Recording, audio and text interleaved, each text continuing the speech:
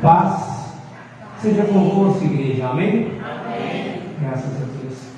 Estava lendo ontem a palavra e o Senhor Jesus, ele, quando ele ressuscitou, ele se pôs no meio dos discípulos e disse: paz seja convosco. Quem recebe, diga amém. Amém. Amém. Nós precisamos de paz, não é verdade? Nós precisamos de paz. A Bíblia diz que Cristo é a nossa paz. O dinheiro, saúde, amigos, pode nos trazer uma paz momentânea, mas a paz que não desce, que não muda, de acordo com as circunstâncias, ela vem do nosso Senhor Jesus. Ela vem da presença dele, definitiva, efetiva, permanente em nossas vidas. Você quer ter paz todos os dias? Independente do que aconteça, independente da situação financeira, independente da saúde, você quer ter paz? Então nós temos que caminhar com Cristo todos os dias, em todo o tempo. Amém? Nesse momento nós vamos ter a grande oportunidade, o privilégio de sermos ministrados pelo Espírito Santo, na palavra da verdade. Não pelo pastor Márcio, que é apenas um canal, mas pelo Espírito Santo. E eu creio que nós estamos aqui hoje para receber esse combustível que nos mantém firmes. Talvez a repreensão, talvez a correção, o encorajamento, ele vem através da palavra de Deus. E essa repreensão, esse encorajamento, ele serve para mim e para toda a igreja, para todos aqueles que nesse momento estão vendo e ouvindo a palavra. Eu quero aproveitar a oportunidade, mandar um beijo para o nosso pastor Marcos, que deve estar assistindo, para a nossa pastora Ana Cristina, Deus os guarde e acompanhe, para todos aqueles que participam conosco. Porque, irmãos, o culto nós não assistimos. Sabe por quê? Porque nós fazemos parte desse corpo, como membros do corpo de Cristo. Amém? Cada um de nós que aqui está faz parte desse corpo. Então nós nos relacionamos com esse Deus que entregou o Filho para nos salvar. Então você também que está presenciando nesse momento, você faz parte desse corpo. Você não está assistindo, você está participando de uma reunião no qual Cristo é o nosso ser de adoração, o nosso Deus de adoração. Glória a Deus. Amém? Graças a Deus. Em nome do Senhor Jesus. Espírito Santo, em nome do Senhor Jesus, que a Tua palavra nos norteie, que a Tua palavra nos fortaleça na graça, independente das intempéries da vida, da dificuldade da vida.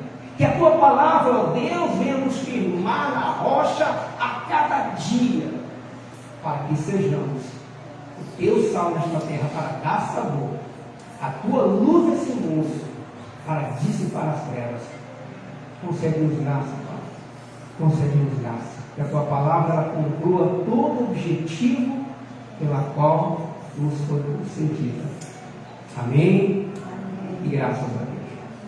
Eu peço que a igreja, em nome do Senhor Jesus, nos ajude em oração nesse momento, pela vida do irmão Paulo. Quando nós estávamos vindo aqui para a igreja, para o culto, passou mal e nós deixamos ele no hospital. Graças a Deus já está aqui, a ambulância trouxe ele aqui. E eu gostaria que a igreja nesse momento orasse a favor do irmão Paulo. Se você pudesse colocar em pé em nome do Senhor Jesus. Pai, em nome do Senhor Jesus Cristo, nós oramos pela vida do irmão Paulo. E nessa manhã ele sentiu fortes dores abdominais e nós o deixamos no hospital. Aos cuidados médicos. Nós pedimos, Senhor, a tua misericórdia sobre a vida dele, sobre a saúde dele. E rogamos, meu Pai, pela cura, pela transformação, pela regeneração de cada célula, de cada obra. Em nome do Senhor Jesus. Te agradecemos, Pai. Amém? E graças a Deus. Amém? Sentai-vos.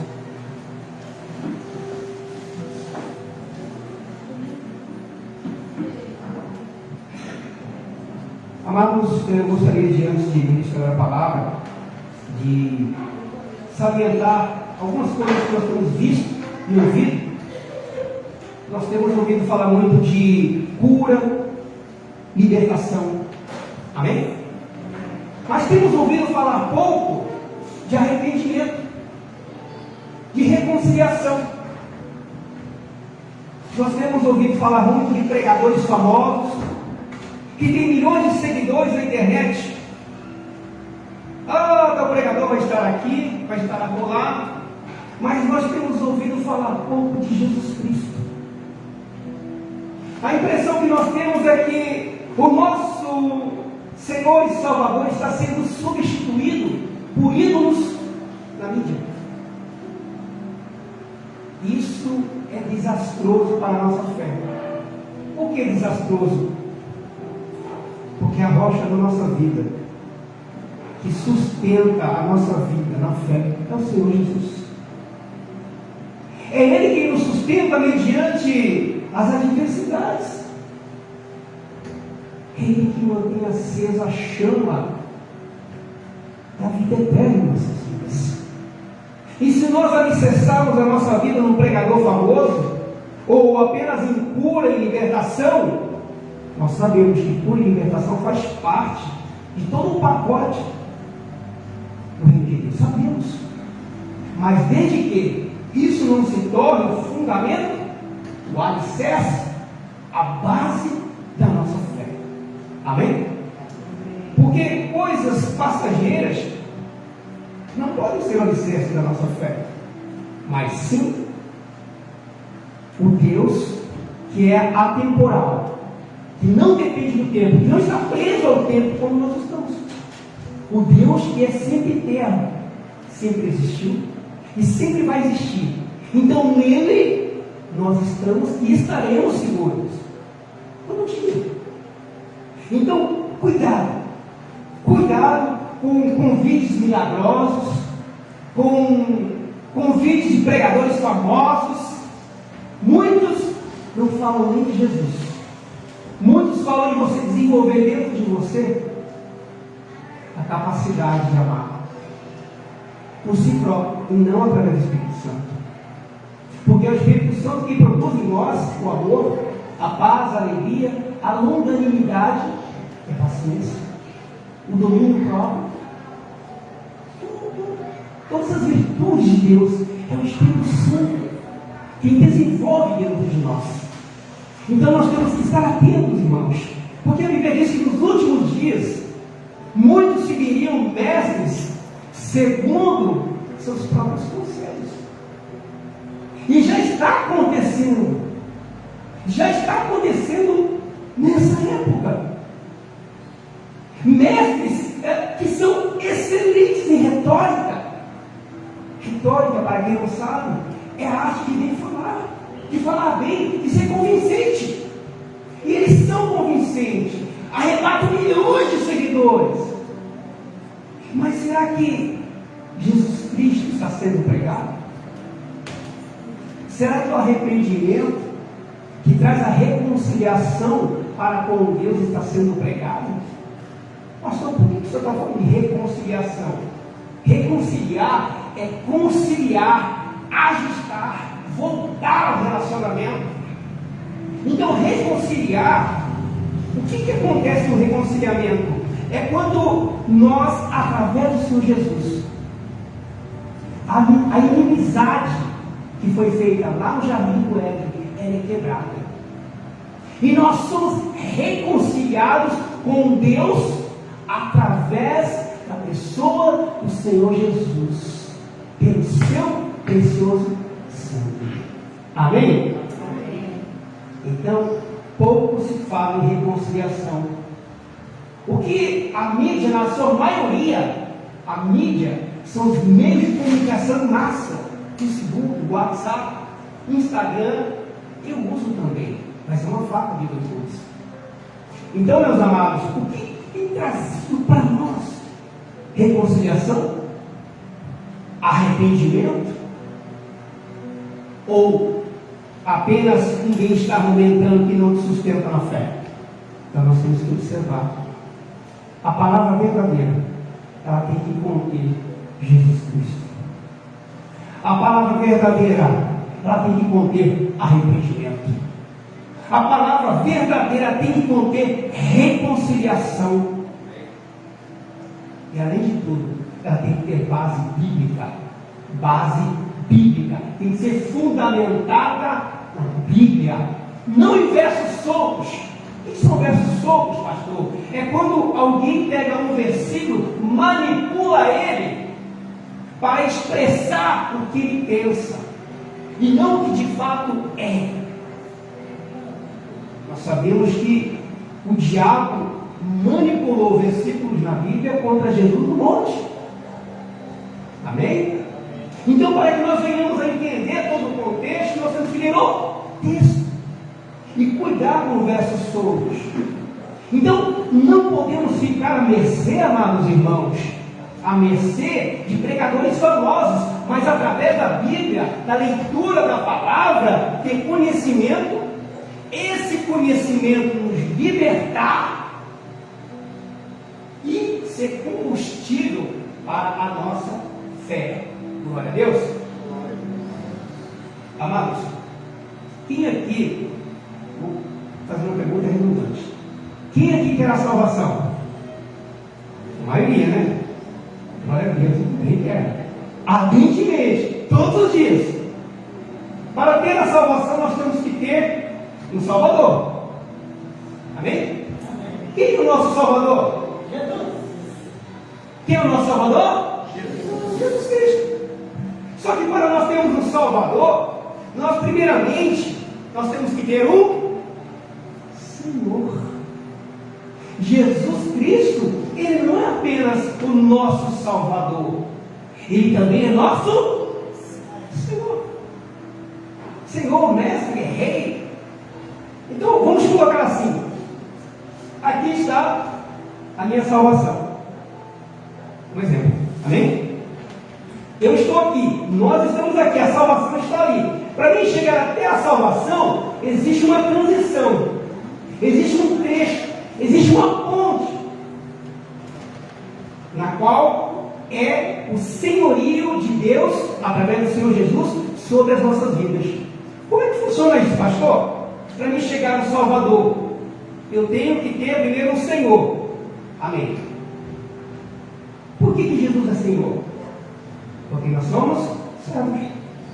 Então basta o discípulo ser como o seu mestre e o servo como o seu Senhor. Agora, eu consigo a salvação em Cristo quando eu sou submisso a Ele, quando eu sou obediente à sua palavra. Por exemplo, num comércio, numa loja, não basta apenas ser um funcionário. Se esse funcionário ele não seguir a política da empresa, as normas da empresa, ele se atrasar no trabalho, ele espantar os clientes, ele não é digno, não é merecedor do seu salário. Amém? Então, fazendo um paralelo, uma simbologia, então aquele que não condiz como servo ao seu Senhor, ele não é digno do seu Senhor, da sua salvação. Porque existe um trajeto para chegar à salvação, e esse trajeto, até chegar à salvação, é obediência. Esse trajeto é nós, a cada dia, sermos mais parecidos com o nosso Senhor, com o nosso Senhor Jesus. Esse trajeto, essa transição, é um processo de santificação, amados. Pastor, o que é santificação? Eu creio que a maioria sabe, muitos já sabem. Santificar-se, separar-se.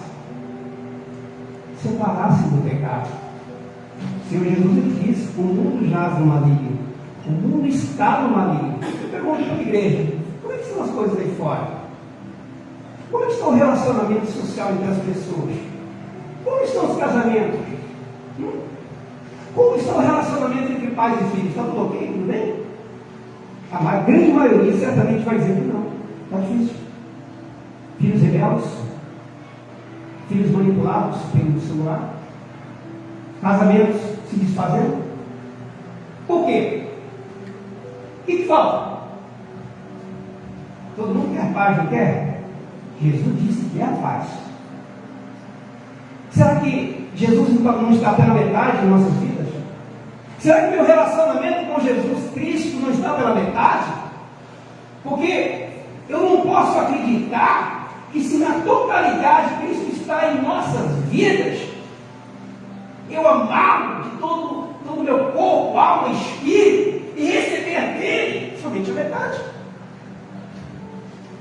Buscar-me-eis e me-achareis. Quando? Olha a condição. Quando? Repita comigo. Quando me buscardes de todo o vosso coração. O que nos traz paz é esse relacionamento dia após dia com o Senhor. O que nos traz segurança é saber que nós andamos com Ele todos os dias. Mas a nossa segurança está nos bens materiais, se a nossa segurança está no amor de alguma pessoa que não retribui, nós estamos fadados ao fracasso. Nós estamos inclinados ao fracasso. 1 João capítulo 5, verso 4. A vitória que vence o mundo é a nossa fé.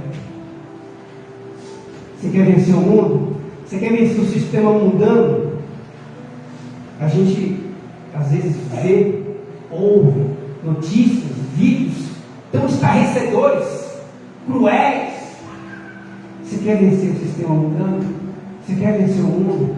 Então você tem que ter fé. Pastor, eu tenho muita fé. Se você diz que tem muita fé, então eu entendo que você examina as Escrituras diuturnamente, com frequência. Porque a fé vem pela pregação. Eu ouvi a palavra de Cristo. Então, se a pessoa disser, eu tenho muita fé, e não se debruça sobre este livro sagrado, ela está mentindo para ela mesma. Porque a fé, segundo está escrito em Romanos capítulo 10, verso 17, ela vem pelo ouvir do quê? Facebook? Ao ouvir a palavra. A palavra do Senhor. Aí sim, a nossa fé é alimentada, a nossa fé é fortalecida. Quem aqui quer vencer o mundo? Diga amém. Eles são poucos, né? Vou perguntar de novo, vou dar mais uma chance. Quem aqui quer vencer o mundo? Diga amém. Amém. Oh, glória a Deus. Então tem que ter fé.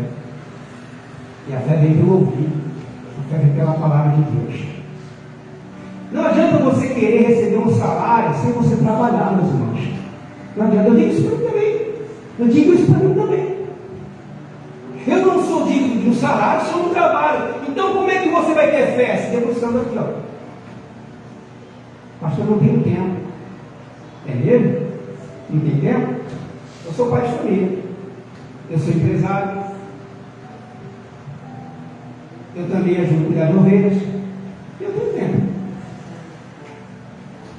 Você tem tempo de ir no banheiro? Todos têm, né? Ninguém faz as calças. Você tem tempo de almoçar, de jantar? Talvez. Então você tem assim 5 minutos, 10 minutos para examinar as Escrituras. O grande problema da nossa geração é não ter tempo para Jesus. O grande problema da nossa geração é ter tempo para tudo. Na sua agenda, você tem tempo para aniversário, para churrasco, para navegar na internet, para tudo menos para Jesus. Por isso, menos para Jesus. Pastor, mas por que o senhor está falando isso? Eu também pergunto para o Espírito Santo. Espírito Santo, por que o senhor está falando isso? Deve servir para alguém, deve servir para mim, deve servir para a igreja. Ou será que todos aqui são santos? Santos de colocar ali na cruz penduradinho e ficar adorando? Ninguém. Santo aos olhos de Deus é aquele que recebeu Cristo e anda nas suas pisaduras todos os dias. Esse é os olhos de Deus. São os seus santos que buscam a justiça de Deus todos os dias. Eu não estou dizendo santo de você não ter pecado. Aliás, até o nosso último suspiro, nós somos pecadores. Na glória eterna não pecaremos mais, mas aqui nós estamos sujeitos. Agora, o pecado em nossas vidas, amados, ele deve ser apenas acidental e não habitual. Você sabe a diferença? Pecado habitual é que você sabe que está errado e você permanece nele. Você sabe que desagrada a Deus, você permanece nele. Esse é o pecado da iniquidade. O pecado acidental é aquele pecado que não é intencional, mas ele acontece. Ele acontece. Não sei se você sabe um pouco de criminalística.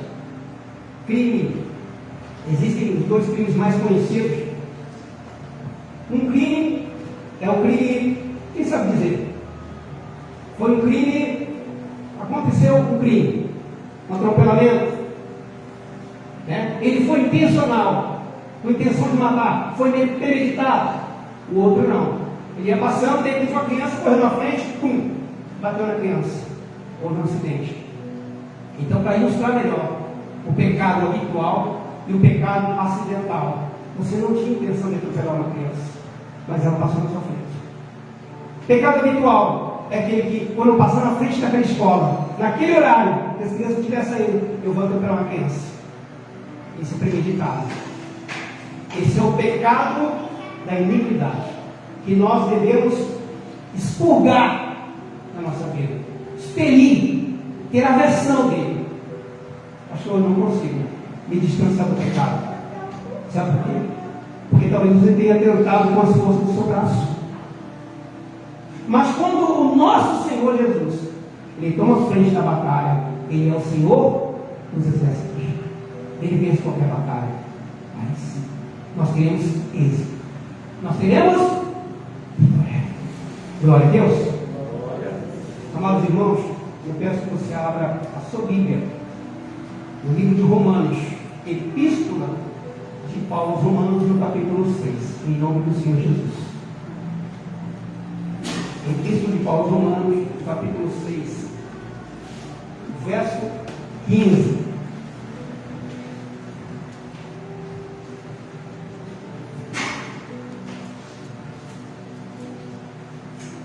Quando você abre a sua Bíblia, na Epístola de Paulo aos Romanos, capítulo 6, verso 15, a gente fica muito triste que tantos irmãos se afastaram da presença de Deus. Eu não digo afastar da igreja, porque a igreja somos nós. Cada um de nós que está aqui forma o corpo de Cristo, da igreja, mas se afastaram da presença de Deus, se deixando enredar de novo, ou se laçar de novo, pelas coisas mundanas. Muitos foram até batizados, mas retornaram, a Bíblia diz, né? A porca lavada voltou a revolver-se na lama. Isso é muito triste. Mas a mesma palavra, a mesma semente que foi lançada para vocês que permanecem aqui, foi lançada para aqueles que se afastaram. Qual é a diferença? A diferença é que quem permaneceu, ou quem permanece, é porque criou raízes em Cristo. É porque valorizou a semente plantada. Aquele que se afastou, ele não valorizou aquilo que foi plantado no coração dele. Ele não adubou, ele não regou, ele não cuidou. Você imagina uma semente ali na terra. Se você regar, se você cuidar todos os dias, podar ela vai crescer bonita. Ela vai dar frutos. Você vai comer do fruto. Seus amigos vão comer do fruto. Seus vizinhos vão colher do fruto. Mas se você pega aquela semente e você deixa abandonada, largada, fatalmente, ou as aves do céu virão e comerão ela, ou os espinhos vão sufocar ela, vai secar porque não consegue desenvolver a raiz. Mas se você pegar aquela sementinha, você colocar na terra, você adubar, você regar, você cuidar, tanto você, quanto sua família, quanto seus vizinhos e todos aqueles que Deus enviar vão comer o fruto dessa árvore. Essa semente, amados, chama-se Boas Novas, o Evangelho. As sementes são as boas novas do reino, que é plantar em nossos corações. Se você está aqui, não digo aqui na igreja evangélica de Itaúna do Sul, aqui na presença de Deus, amém?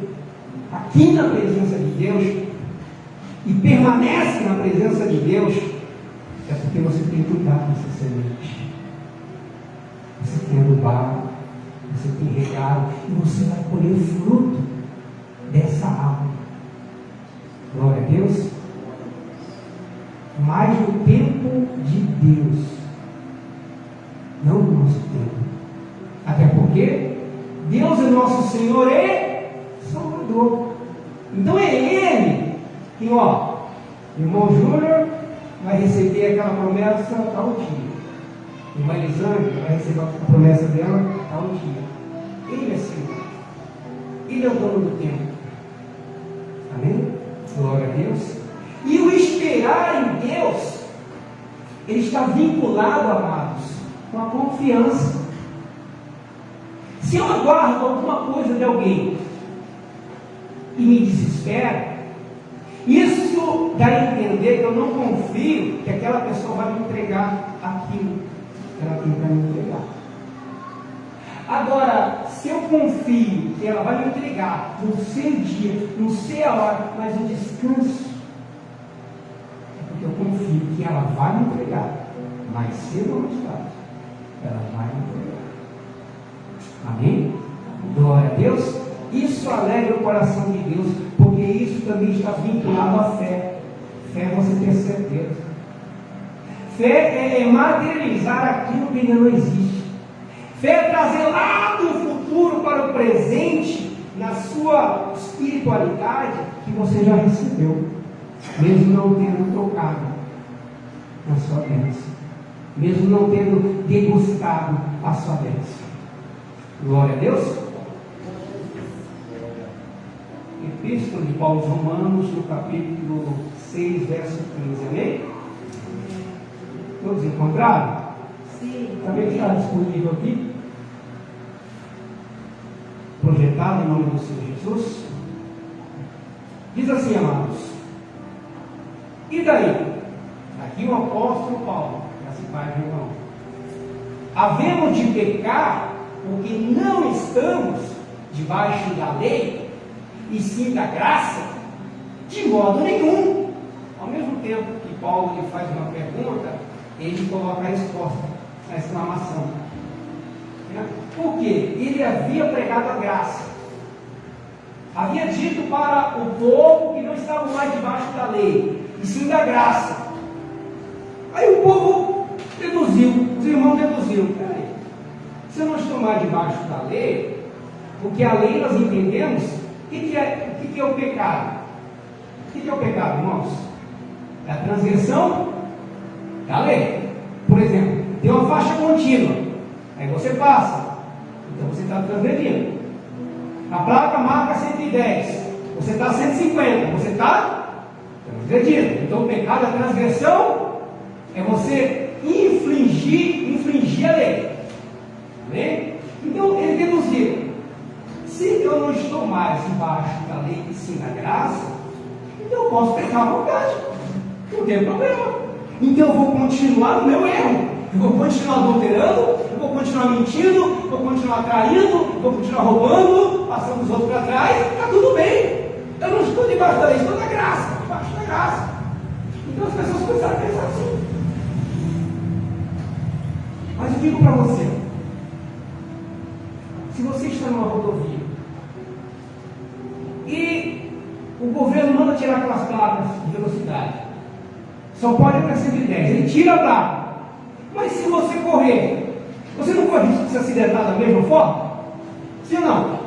Ué, fica do mesmo tamanho. Então, a lei, o mandamento, é para que nós tenhamos apenas um parâmetro do que, até onde eu posso ir. A lei, ela coloca um limite na libertinagem humana, nas paixões humanas. Para que existe o casamento? Para que a mulher tenha apenas uma, o marido apenas uma esposa. Para que existe a tabela de horário da igreja? Por exemplo, tá? Começa lá o culto, 9 horas, 9h30. Para que nós tenhamos uma noção de organização. E tem limite, porque se a pessoa chegar 10 horas, 11 horas, meio-dia, o culto já acabou. Apenas um exemplo, irmão. Amém? Nós sabemos que todos têm seus horários. Todos têm seu trabalho. Né? Mas, se nós infringirmos, nós estamos transgredindo a lei. Então, o que acontece? Paulo estava explicando que a lei continua, mas através da graça. O que é graça?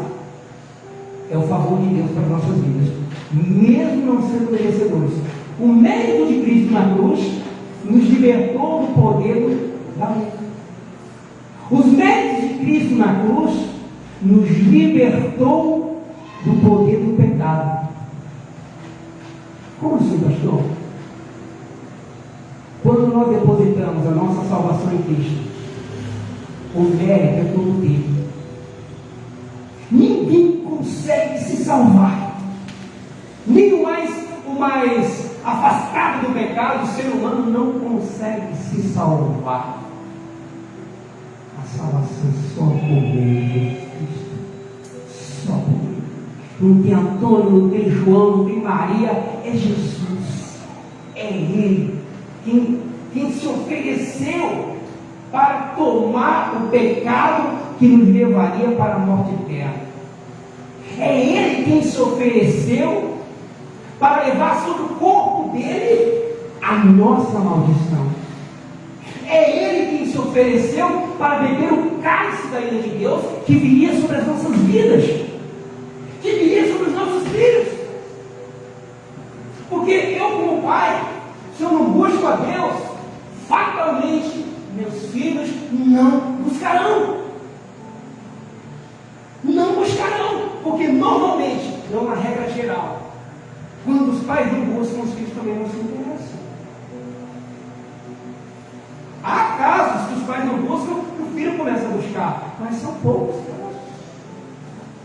Então, meus amados, quando nós buscamos esse encontro, nós acabamos passando para a geração vindoura, posterior, para os nossos filhos, e os nossos filhos passam adiante também. Amém? Glória a Deus. Verso 16: não sabeis que daquele a quem vos ofereceis como servos para a obediência, desse mesmo a quem obedeceis sois servos, seja do pecado para a morte, ou da obediência para a justiça. Nós podemos ver aqui que o pecado leva para morte. Só que não é a morte apenas física, tá?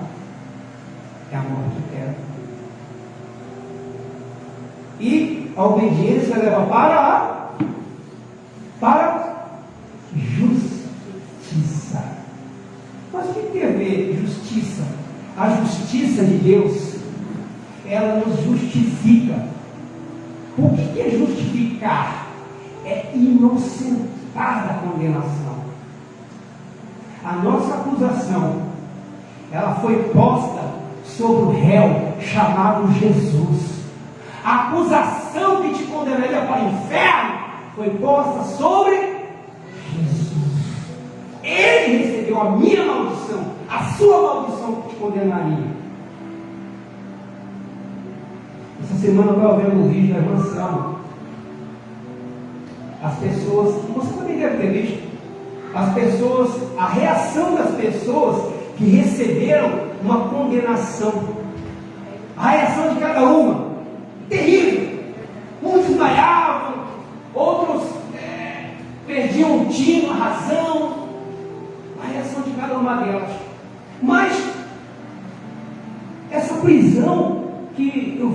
presídio é uma prisão que pode ser passageira. É uma sentença que pode ser mudada. Por exemplo, a pessoa foi condenada a 10 anos de prisão e ela tem bom conduto lá dentro. Então é reduzido para 7 anos, para 5 anos. Mas ela sabe que um dia ela vai sair. Que um dia ela vai ver a luz do sol novamente. Que um dia ela vai poder abraçar os seus filhos, sua esposa, seu marido. Mas, irmãos, eu tento imaginar, presta atenção, eu tento imaginar quando Jesus disser: apartai-vos de mim, malditos, para a condenação eterna. Misericórdia. Uma coisa é uma condenação de 10 anos, 20 anos, 30 anos. Outra coisa é ouvir da boca do Salvador. Hoje, a Bíblia diz que hoje Jesus ele está como Salvador. Amém? Amém? Isso quer dizer que um dia vai estar como juiz. E o juiz ele não está ali mais para salvar. O juiz ele está ali para julgar. Julgar. Então, quando o juiz ele der a sentença, apartai-vos de mim, malditos, para o fogo eterno. Isso quer dizer que não tem mais volta, amados. Isso quer dizer que foi decretado por Deus, não pelo homem. Porque se o juiz decreta lá, você está condenado a 20 anos, e você se arrepende, você clama, de repente o Espírito Santo toca no coração do juiz, e o juiz ameniza aquela pena para 2 anos, para 1 ano, você vai estar livre, vai ser. Mas a condenação dada por Deus, ela não tem fim, ela é eterna. E muitas pessoas têm negado a salvação através de Cristo, têm preferido seguir conforme os seus próprios conselhos, segundo a vaidade dos seus corações. Ah, mas está tão gostoso, está tão bom esse vício, está tão gostosa essa paixão, está tão bom esse romance. Ah, eu não quero perder tempo em culto, não. Eu vou dormir até mais tarde. Meus irmãos, um dia a conta chega. Um dia a conta chega.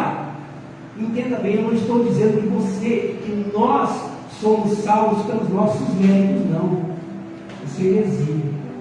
Mas a nossa disposição de andar, de buscar aquele que nos salvou, que faz toda a diferença.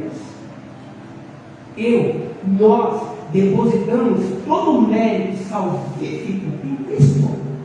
Em Cristo. Glória a Deus. Então, meus amados, por isso que nós temos que anunciar. A Bíblia diz que nós temos que pregar, nós temos que instar, instruir, repreender, corrigir na palavra, quer ser oportuno, quer não.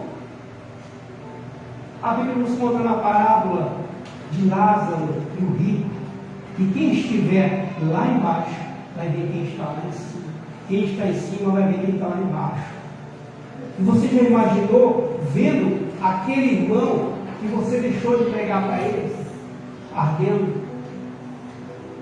Ou você lá embaixo vendo aquele que te chamou para salvação, para arrependimento, salvo no seio de Abraão, e você em tormento eterno? A Bíblia nos fala de densas trevas. E em outra parte, lá em, se não me engano, em Êxodo, fala a 9ª praga, densas trevas, que não podia se enxergar um palmo. Um lugar de tormento, onde você não vê plantas, onde você não vê a luz do dia, onde você não tem amigos. Sabe quem é que vai estar lá com essas pessoas, com essas almas? O diabo e seus anjos. Essa vai ser a companhia de quem está lá. Por isso que quando o irmão se afasta, nosso coração arde. Não porque está faltando gente na igreja, não! É porque ela rejeitou a salvação de Cristo. Porque ela fala nas atitudes, não da boca: eu não quero esse Jesus, eu quero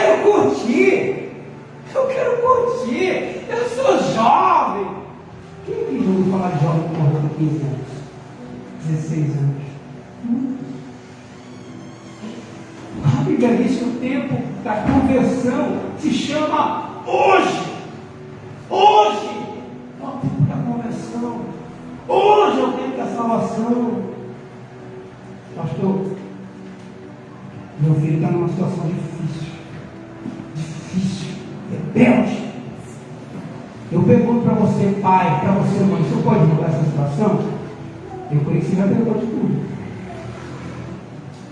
Então, olha, Jesus, levante de madrugada, vai lá. Sabe que você fez tudo mesmo? Levante às 3 horas da madrugada, vai orar. Jejua, faz um clamor, coloca nas mãos de Deus, dependa mais dele. Em alguns anos de caminhada cristã, eu tenho entendido que, na maioria das vezes, Deus ele nos permite tantas dificuldades, tantas provas, para que nós venhamos estar mais firmados na fé, mais dependentes dele, e não mais de nós mesmos. Porque enquanto nós estamos dependendo da nossa força, do nosso dinheiro, da nossa intelectualidade, nós não estamos dependendo do Senhor. E isso pode trazer o mérito da nossa vida para nós mesmos e não para Jesus Cristo. Amém? Glória a Deus. Ainda no verso 16: aquele que vos ofereceis como servos para obediência, desse mesmo a quem obedeceis sois servos, seja do pecado para a morte e da obediência para a justiça. Então, se Cristo, Ele é o meu Senhor, se Cristo é a base da minha vida, eu creio que é, então o que acontece? A minha vida começa a se parecer com a do meu mestre. As minhas atitudes começam a se parecer com a do meu Senhor. É natural. É natural. Agora, se o meu mestre, Senhor, é aquele que domina nossas vidas, amém? Quem tem entendido? Diga amém. Senhor de nossas vidas é aquele que domina as nossas vidas, aquele que rege as nossas vidas. Então, quem é que tem regido?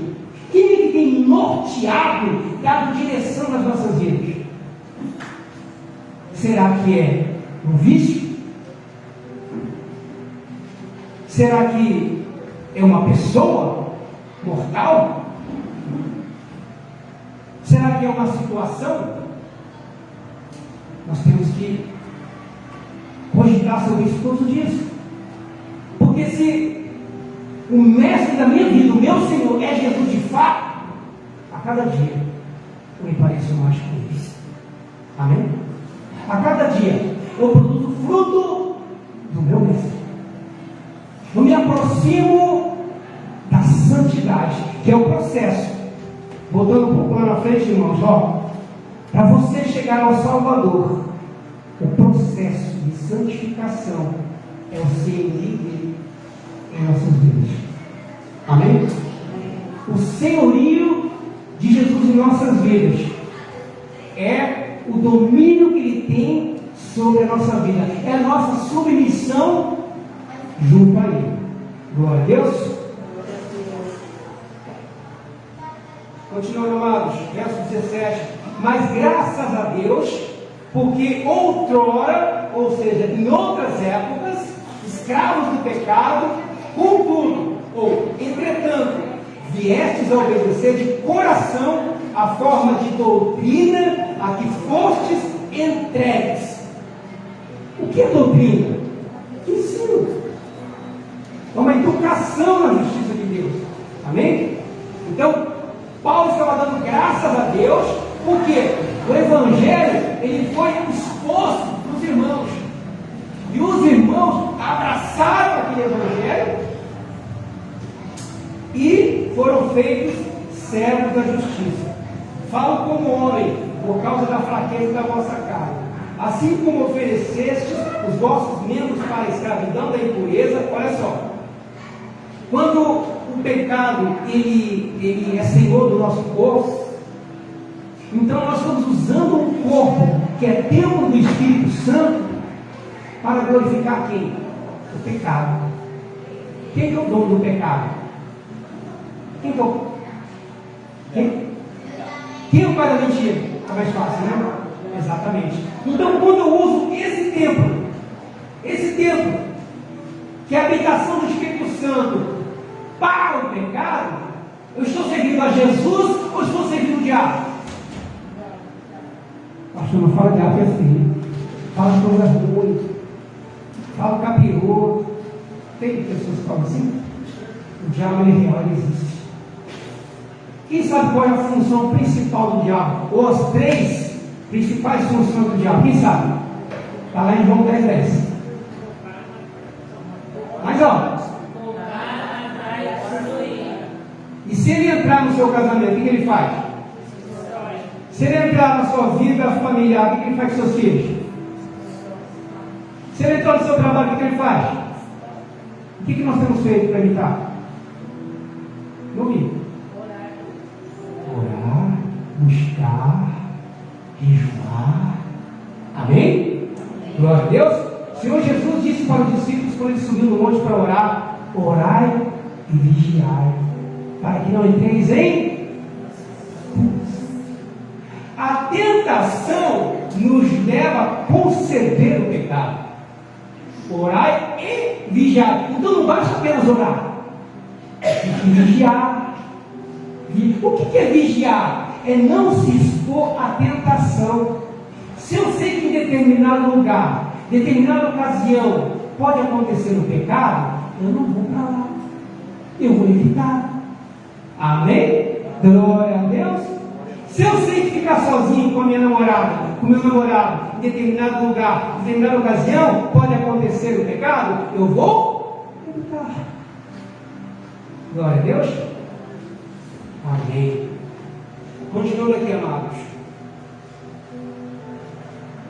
Porque quando eres escravos do pecado, estavais isentos em relação à justiça. Naquele tempo, que resultado escolhestes? Somente as coisas de que agora vos envergonhais, porque o fim delas é a morte. Olha só, o fim do pecado, o resultado, a consequência do pecado é a morte. É a morte, igreja. E muitas pessoas estão brincando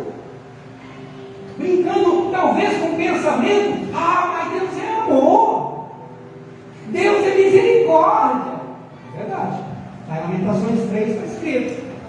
E nós não somos consumidos porque as misericórdias do Senhor se renovam a cada manhã em nossas vidas. E Ele hoje está como Salvador. Isso é uma grande verdade. Mas um dia estará como juiz. Estará como juiz. E uma vez decretada a sentença de morte, acabou. Acabou. Não tem mais retorno. Amém? Glória a Deus. Verso 21. Naquele tempo, que resultados escolhestes? Somente as coisas de que agora vos envergonhais, porque o fim delas é a morte. 22. Agora, porém, libertados do pecado. Peraí, libertados do pecado, isso sugere que o pecado ele escraviza. O pecado escraviza. O pecado faz a pessoa se sentir que está tudo normal, que está tudo ok, não tem problema. Um dia eu saio dessa.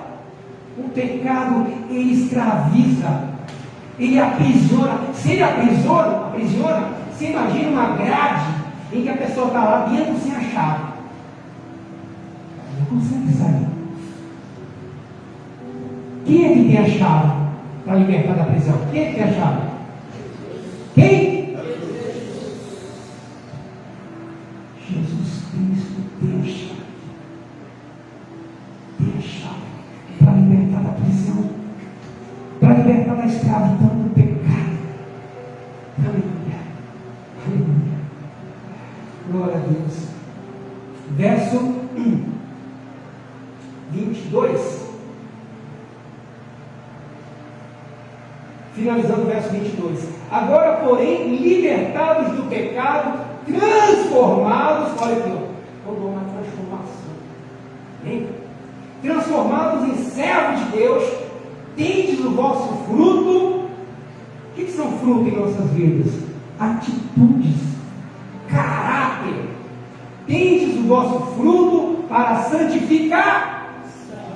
O que é santificação? Mais uma vez, se separar do pecado. Porque nosso Deus é santo, e para se aproximar dele, eu tenho que me santificar, para ter comunhão com ele. Quem lembra quando Jesus disse lá na cruz: Eli, Eli, lema sabachthani, ou lama sabachthani, Eloá, Eloá? Quem lembra isso aí? Deus meu, por que me desamparaste? Até minha filha Ana uma vez perguntou: pai, por que Jesus perguntou para Deus por que me desamparaste, se ele sabia que ele ia para a cruz? Eu falei: boa pergunta. Mas vamos lá. Então, quando Jesus ele disse: Deus meu, por que me desamparaste? Por que me desamparaste? Essa é a resposta aqui.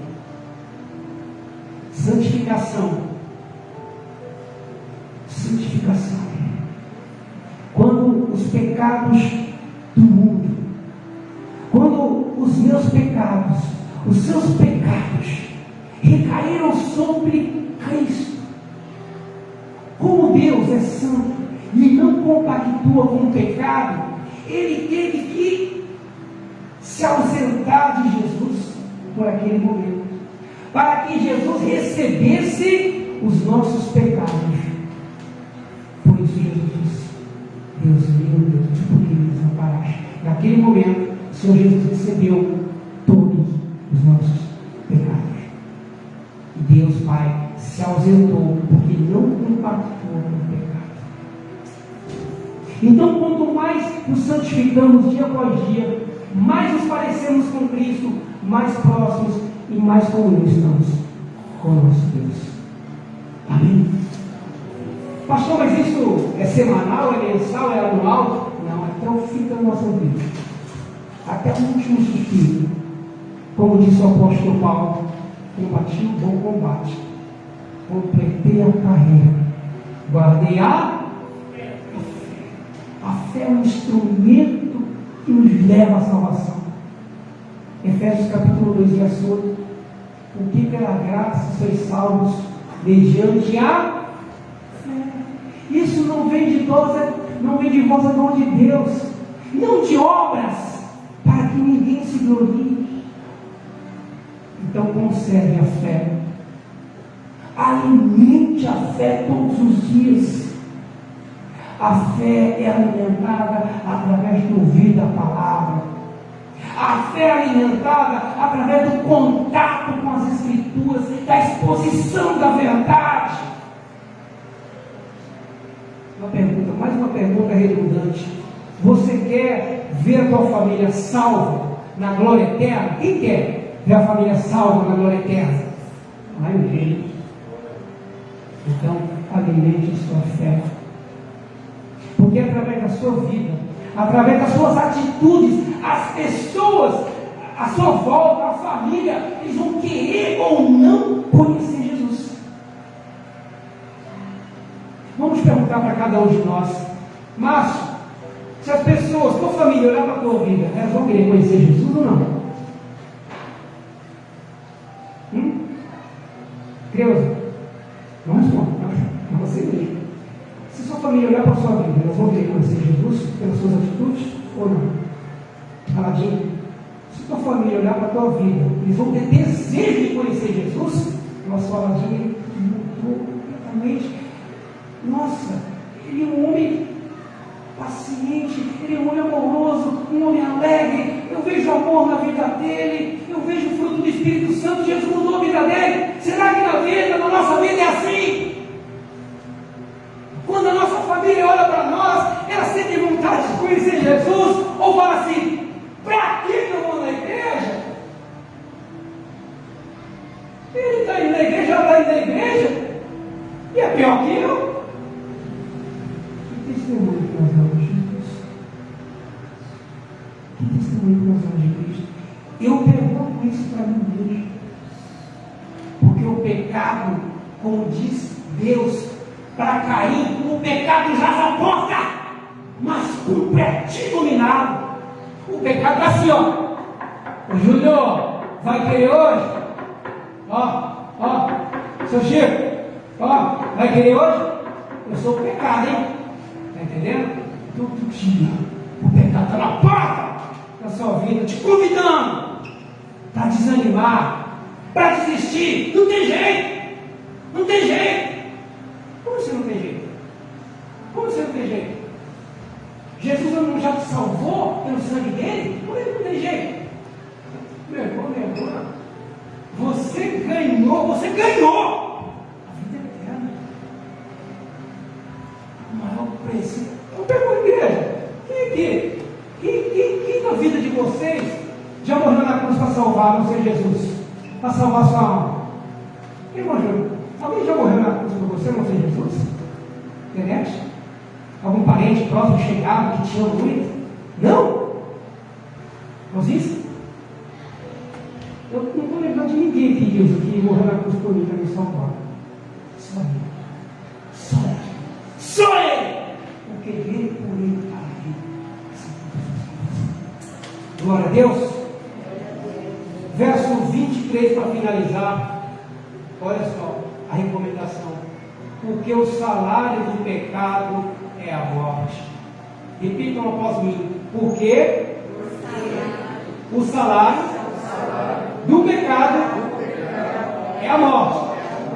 Mas o dom gratuito de Deus é a vida eterna em Cristo Jesus, nosso Senhor. Qual o posicionamento que nós vamos tomar em nossas vidas? Continuar no pecado? Ou amar aquele que nos amou primeiro, desde a fundação do mundo?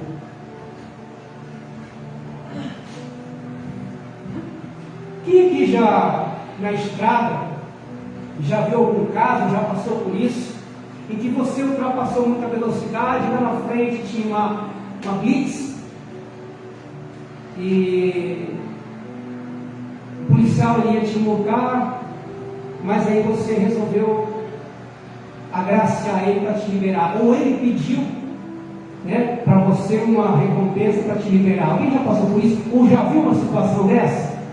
Eu creio que todos, né? Você infringiu ali a lei, infringiu ali a placa de sinalização, aí o policial te chama, e aí, como é que vai ser? Pastor, por que você não faz isso? O que tem a ver? No dia do julgamento, não tem jeitinho. No dia do julgamento não vai ter, mas Jesus, eu não sabia, Jesus. Mas Jesus, eu até fui visitar o enfermo lá, mas Jesus, eu dei uma cesta básica e não tem essa. Não vai ter isso. Isso só existe entre os homens corruptos. Só entre nós. No céu não tem jeitinho, irmãos. Quando Jesus lhe disse sim ou não, é porque não existe meio tempo, não existe em cima do muro. Não existe em cima do muro. Eu não quero minha esposa pela metade. Eu quero ela completa para mim. Jesus não quer você pela metade. Se Jesus ele quer você por inteiro. Completamente. Corpo, alma, espírito. Glória a Deus. O salário do pecado é a morte. Mas o dom gratuito de Deus é a vida eterna em Cristo Jesus, nosso Senhor. Amém?